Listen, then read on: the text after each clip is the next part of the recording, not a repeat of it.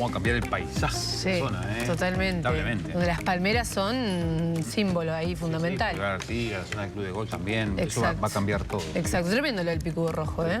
Bueno, gracias, Bea, por toda esa información. Ahora vamos a cambiar de tema. Y el presidente Yamandu Orsi medio que le tiró ahora la responsabilidad al Poder Legislativo, porque dijo hay que apurar el proceso legislativo luego de esta firma, de esta ratificación entre el acuerdo de la Unión Europea y el Mercosur. Vamos a estar hablando sobre eso, pero también sobre la posición de la oposición, sobre cómo se ha parado nuestro gobierno, nuestro país, en torno al conflicto en Venezuela, cómo está trabajando la Comisión Permanente y otros temas con el diputado del Partido Nacional, Juan Martín Rodríguez. ¿Cómo le va? Bienvenido. Buen día, May. Buen día, Alfredo. Un placer estar en enero con ustedes. Un gusto recibirlo, apurar el proceso legislativo, dijo el presidente, luego de esta firma. ¿Cómo están trabajando justamente desde el Parlamento? ¿Cuál es la idea o cómo están planificando el trabajo? Bien, antes de nosotros poder apurar el trámite legislativo, lo que correspondería es que el presidente apure los trámites para remitir el proyecto. O sea, y esto no va a modo de reproche, pero sí de un dato de la realidad. El acuerdo fue suscrito el día sábado. Esto va a tener una serie de protocolizaciones, de cuestiones internas en Secretaría de Mercosur. Y luego, una vez que se cumplan todas esas etapas, el Poder Ejecutivo recién ahí podrá remitir el texto, el proyecto como tal, al Parlamento. Eso yo no creo que pase en menos de 2 semanas. O sea, ojalá sea antes, pero no veo que esos trámites se den en menos de ese tiempo. Una vez que eso suceda y el proyecto esté en la órbita parlamentaria, hemos conversado informalmente, ahora en función de ya las buenas noticias que se han ido materializando, lo vamos a ajustar más formalmente. Hay una propuesta que le hemos realizado al gobierno en cuanto a integrar ambas comisiones de asuntos internacionales. Veremos la presidenta de la Asamblea General para qué Cámara lo deriva primero, si para el Senado o para diputados, pero cualquiera sea la que arranque, que cuando la Comisión de Asuntos Internacionales del Senado, por ejemplo, comience a recibir las delegaciones por este tema, que se incorpore la Comisión de Diputados, exactamente. No es nada nuevo, no estamos innovando, es una práctica que se utiliza. ¿Para qué? Para que las delegaciones que vayan, no solamente las del Poder Ejecutivo, Cancillería, Economía, Industria, Ganadería, sino también las delegaciones de la sociedad civil, que han, el PIT-CNT, las sociedades del agro, que han indicado su interés de participar en la discusión, poder recibirlas en una sola oportunidad, poder intercambiar y luego sí aplicar el trámite tradicional. Vota primero la comisión, la vota el plenario de esa Cámara y luego pasa a la otra Cámara para que haga lo mismo, pero sin esa discusión y recepción de delegaciones, con lo cual veremos a cuántas delegaciones se remite o se reduce esta convocatoria, pero yo soy optimista y creo que en una semana podríamos recibir a todas las delegaciones en un régimen de trabajo intenso como en un día de presupuesto, que arrancamos a las 9 de la mañana y a veces que no sabemos a qué hora terminamos. Bueno, recibir al Poder Ejecutivo, recibir a las delegaciones sociales, a la semana siguiente pueda votar una Cámara primero y luego la otra, y en 2 semanas podemos estar terminando. Pero, como dije al comienzo, primero dependemos del Presidente de la República y el Poder Ejecutivo. Cuando el proyecto lo mande, como se lo dijimos al canciller hace ya unos cuantos meses, y él lo ha tomado y de hecho lo ha repetido, Uruguay apuesta y el Partido Nacional, y no tengo ninguna duda que los demás partidos de oposición que integramos la coalición republicana, sus votos van a estar para que el trámite se apruebe con trámite. Y las posturas reticentes que hay de algunas organizaciones sociales, por ejemplo, bueno, el propio PIT-CNT o algunos sectores de la productividad que han manifestado sus dudas con respecto al tratado, ¿pueden demorar de alguna manera la votación en el Parlamento de este tratado? Si dependiese del Partido Nacional, no. No. Nosotros vamos a tomar nota, sí, de todos los planteos que se realicen, pero nada va a afectar la votación del proyecto. En todo caso, lo que tendrá que ver si luego, a posteriori, y no quiere decir que sea al día siguiente, de hecho van a haber asuntos que entren en vigencia una vez que el Parlamento Nacional de Uruguay, en este caso, lo apruebe, y el Parlamento Europeo, que también va a llevar su trámite, ojalá sea en el correr de este año, se pueda aprobar. Y después hay plazos diferenciales para la entrada en vigencia del acuerdo. Por lo tanto, tenemos tiempo y lo que tendrá que hacer el Parlamento es tomar nota de los planteos que realicen las organizaciones para luego, en diálogo con el Poder Ejecutivo, ir viendo y analizando situaciones concretas y puntuales y cómo atender esas situaciones puntuales. Nosotros no podemos caer en lo que le reclamamos a Europa. ¿Por qué si el acuerdo estaba aprobado, estaba en condiciones de ser suscrito en diciembre del 2024, cuando Ursula von der Leyen concurrió a la cumbre aquí en Montevideo, Mercosur, por qué no se dio el ok hasta recién enero del 2026? Porque Europa estaba en sus diálogos internos. Bueno, nosotros no podemos demorar el ingreso, la aprobación del proyecto por esas cuestiones.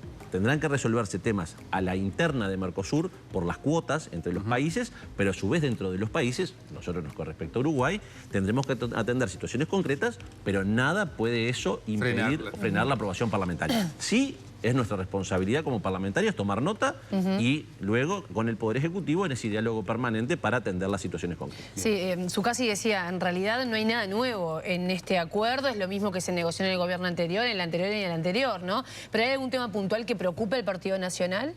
A ver, en realidad de 2019 a 2024 sí hubo cambios y en buena medida a raíz de Europa. Que le demandaban acciones concretas a los países Mercosur. Tal vez Uruguay no era el caso concreto, el caso capaz que más concreto era Brasil, con políticas vinculadas a las cuestiones medioambientales. A nosotros realmente el presidente Peña adjudicó el adjetivo lastimosamente la ausencia del presidente Lula. Bueno, yo lamento mucho la ausencia del presidente Lula. Y a mí que me gusta el fútbol, yo quiero comparar dos situaciones que se dieron el fin de semana que demuestran la actitud ante la adversidad. Ayer fue la final de la Copa Africana de Naciones, para quienes la pudieron ver. Pasó una situación donde Senegal casi se retira de la cancha. Y Sadio Mané, que es el referente, fue el que dijo, no podemos ir de un partido de fútbol. Por más que sea una situación adversa, hay que estar en la cancha y jugar el partido. Lo terminó ganando. Esa situación contrasta con lo que pasó con el berrinche de Lula, que decidió no comparecer a Asunción, porque como no se firmó en Brasil, como no se firmó en diciembre la cumbre en Brasil, armó todo un berrinche, citó a von der Leyen el día anterior a Brasil y confirma su ausencia. Bueno, esas son cosas que no están buenas, porque Uruguay ya las padeció. En el primer gobierno del Frente Amplio, Uruguay no suscribió un tratado de libre comercio con Estados Unidos por la presión de Lula hacia el entonces... Pero acá Uruguay asistió y fue parte de la formalidad. Por supuesto, pero aquí vemos cómo también de parte de nuestros socios hay actitudes que deben ser analizadas. No es, a ver, la ausencia de Lula el pasado sábado no debe ser simplemente, bueno, quedó molesto, no vino.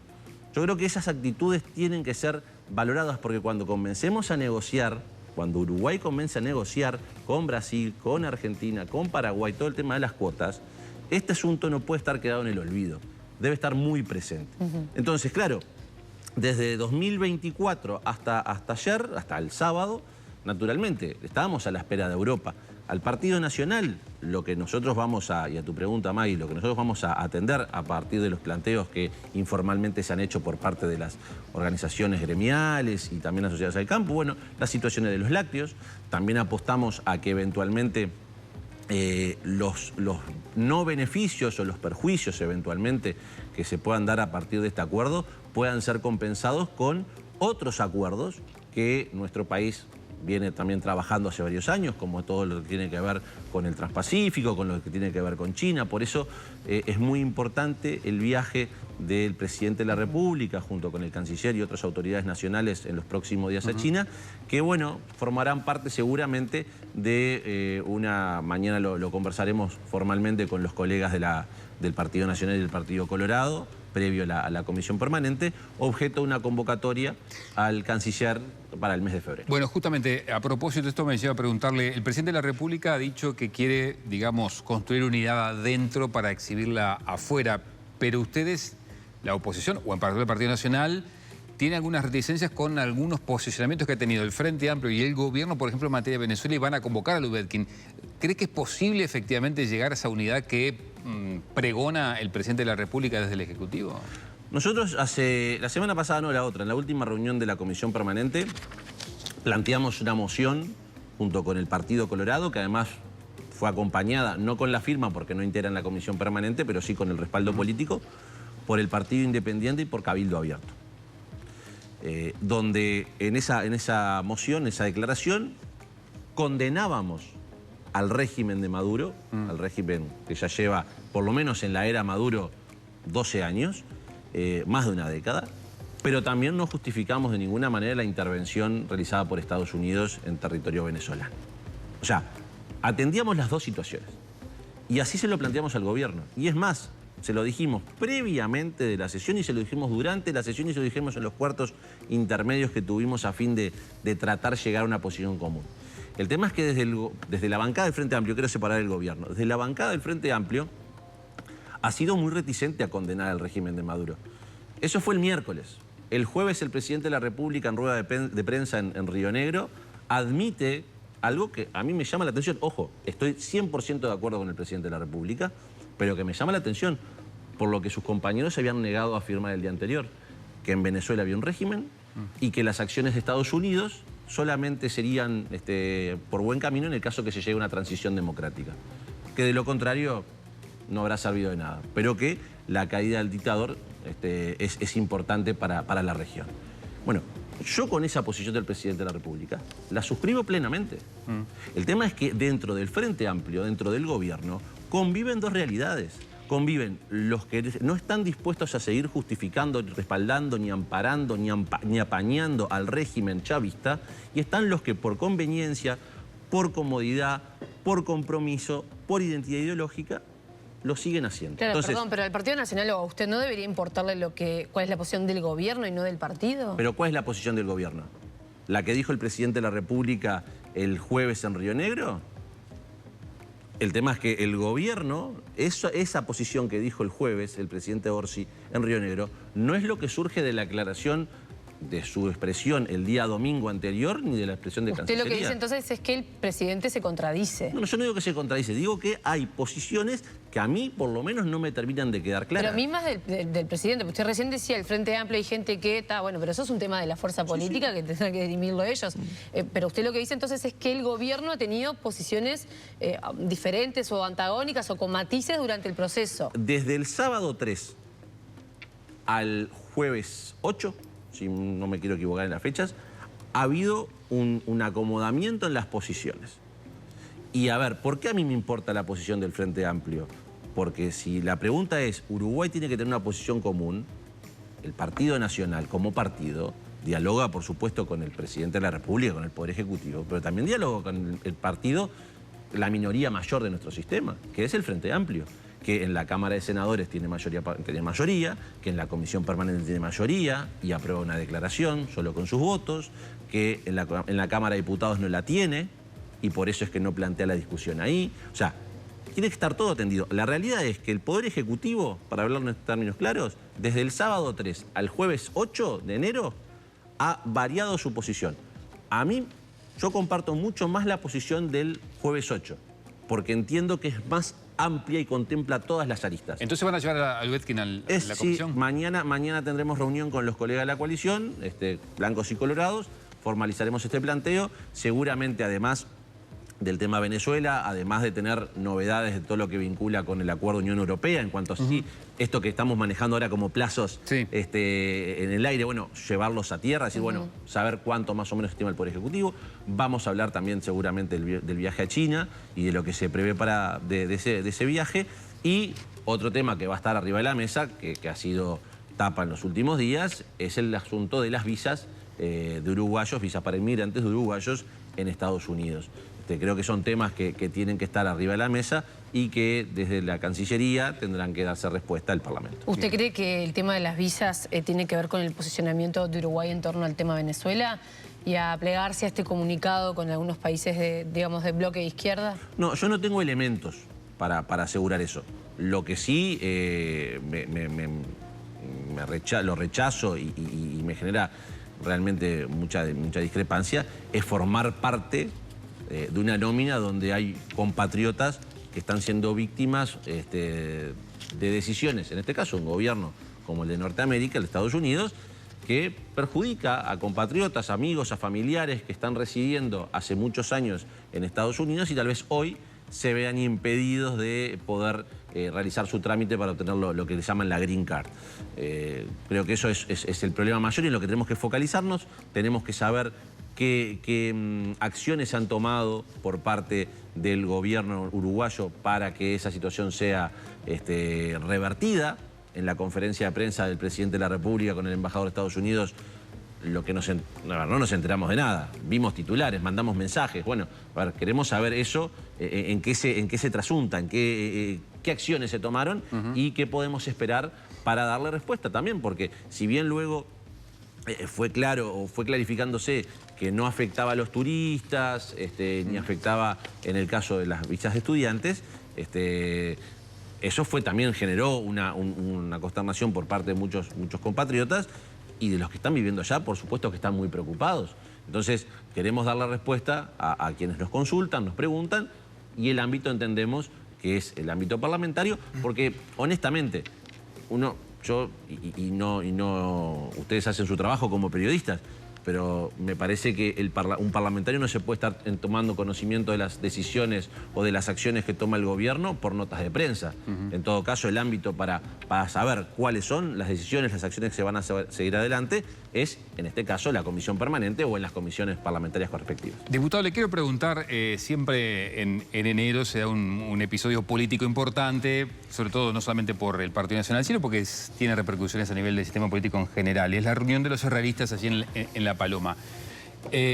¿Van a analizar el análisis, el documento del porqué de la derrota del 2024 o ya es un tema saldado para el herrerismo y se van a enfocar en otras cosas? Para nosotros es un tema que está cerrado. Ajá. Creo que lo decíamos en la última vez que estuvimos acá, ahí por Navidad. Es un tema que se cerró con el 2025. Sí va a formar parte de esta instancia, que va a ser la primera, como habitualmente sucede. Los otros sectores también del partido al otro día, a la semana siguiente, van a estar realizando encuentros. Para nosotros es muy importante, en todo caso, focalizarnos en la acción del gobierno en este primer año, básicamente, en este casi primer año de gestión, 2025 y comienzo de 2026. ¿Cuáles han sido las respuestas por parte y las acciones de parte del herrerismo ante cada uno de los planteos? Tanto cuando hemos acompañado por entender que las acciones eran correctas, cuando hemos colaborado por entender que era el camino correcto, pero tal vez modificando algunas de las acciones planteadas, y cuando nos hemos opuesto.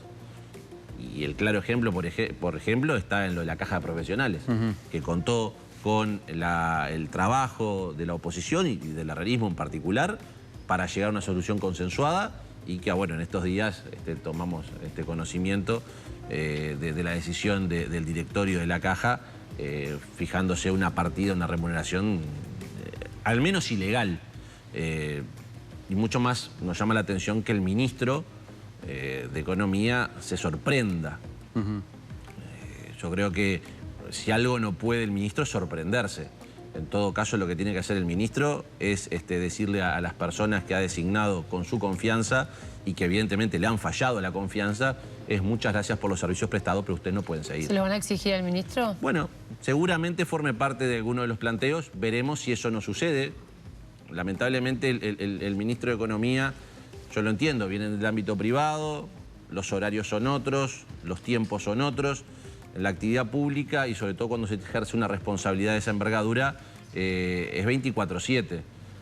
¿Por qué lo dice? Y porque le molestó el 29 de diciembre tener que venir a dar una conferencia para explicar lo que había pasado el 26 de diciembre respecto al FONASA. Ahora se mostró sorprendido y molesto por lo que había pasado la pasada semana con la Caja Profesionales. Hay que entender que hay que estar arriba de los temas. Y evidentemente, para quienes tal vez se incorporan a la actividad pública y no entienden que los tiempos demandan otra intensidad y estar arriba de los problemas. Poco más que está diciendo que el ministro no trabaja. No, yo lo que he dicho y lo dije en la comparecencia del ministro adelante de él, esto no es una actividad de lunes a viernes en horario de oficina. ¿Usted cree que esa es la actitud del ministro de Economía? Yo creo que han habido problemas, han habido situaciones que evidencian que de parte del ministro de Economía no está arriba de los problemas. ¿Usted entiende que tiene que haber ya destituido a esta gente? Tendría que, pero no tiene que dejar ni picar. Si él el viernes se llamó sorprendido, lo que tiene que hacer es... Tiene que volar. ¿Qué tiene que esperar el fin de semana? Que es porque el fin de semana no se toman decisiones. Está bien, estaba lo de Asunción. Estaba en Asunción el ministro. Sí, perfecto. El viernes no. El viernes no estaba en Asunción. Ok. Entonces, volviendo al encuentro herrerista, ¿cuál es el futuro del herrerismo? ¿El herrerismo pasa por su camino propio o va a intentar lograr entendimientos, acuerdos electorales con otros sectores del partido? Bueno, el otro tema que va a tratar el herrerismo, por lo menos nuestra intención es que así sea, además del análisis del primer año de gobierno, es lo que tenemos para delante. Y se lo hemos planteado al presidente de nuestro sector, a Luis Alberto, iba a decir al senador, al ex senador, a la costumbre de tantos años, a Luis Alberto Heber, que entendemos que de cara al próximo 2 de marzo, como era habitual en la presidencia del presidente de la calle Pou, donde él concurría al Parlamento, a la Asamblea General, a dar una rendición de cuentas, y como lo hizo el propio Lacalle Pou en los 5 años anteriores, presentando propuestas al gobierno en ese entonces del presidente Vázquez, por lo menos nuestra intención es el 2 de marzo, transcurrido el primer año de gobierno, poder formularle una serie de planteos, de propuestas al gobierno, desde nuestro sector, que entendemos que sean de urgencia en diferentes áreas. O sea, el herrerismo le va a proponer al gobierno, no, ni siquiera al Partido Nacional. Esa es nuestra intención, desde nuestro sector, formular una serie de propuestas para que el gobierno, ante la realidad, ante problemas concretos, puntuales, coyunturales algunos y otros tal vez de mayor envergadura. Discúlpeme la insistencia, sin pasar por el filtro del Partido Nacional. Esa es una serie de planteos que el herrerismo lo va a realizar, por supuesto, lo trasladaremos a nuestro partido, pero eso no quiere decir que no se puedan formular al presidente de la República. ¿Pero le van a entregar, por ejemplo, con la anuencia de Álvaro Delgado antes de entregarse al presidente? El sector no tiene que demandar la anuencia de ni del presidente. No, ni obligado no está, le consulto si es la intención. No, nuestra intención es formular, o por lo menos esto lo vamos a charlar el próximo sábado. Pero en lo que a nosotros respecta, entendemos que el herrerismo tiene que tener capacidad de presentar propuestas, de hecho las tiene, hemos estado conversando en los últimos tiempos con compañeros que han trabajado diferentes temáticas. Y ahí está, ¿qué temáticas? ¿Propuestas de qué tipo? Desde seguridad, educación, trabajo, diferentes áreas también de infraestructura. Pero su correccional es decir, che, pero se cortaron solo. No, ¿pero por qué?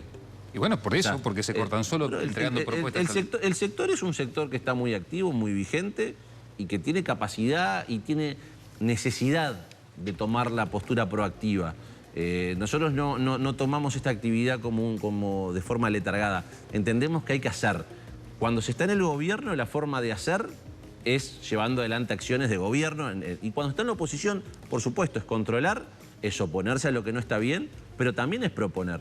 Y nuestro sector, que tiene más de 100 años, o sea, es el sector dentro del Partido Nacional que tiene más historia en ese sentido, bueno, tenemos la necesidad, o por lo menos a nuestro juicio tenemos la actitud de ser proactivos también en las ideas que trasladarle al gobierno. Tenemos que cerrar, pero va a ir Martín Lema y va a ir Delgado, ninguno está invitado, van los dos, va a ir uno, otro. Están invitados, seguramente vayan a pasar a saludar. Esto es un encuentro, el encuentro que ya tiene 30 años. Creo que este año se conmemora los 30 años. ¿Están confirmados? Bueno, a ver, Martín sí, por lo menos yo hablé con él y me confirmó que iba. Calculo que Álvaro también. Álvaro ha pasado y va a participar de todos los encuentros, así que...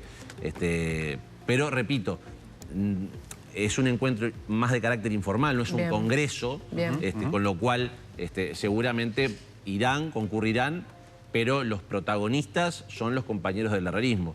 Ni que hablar, Martín como gran amigo y además presidente de la Departamental de Montevideo y Álvaro como presidente del directorio, siempre son bienvenidos y van a participar. Pero el protagonismo está en los compañeros del sector. Juan Martín Rodríguez, diputado del Partido Nacional, gracias por la visita. Un placer. Muchas gracias.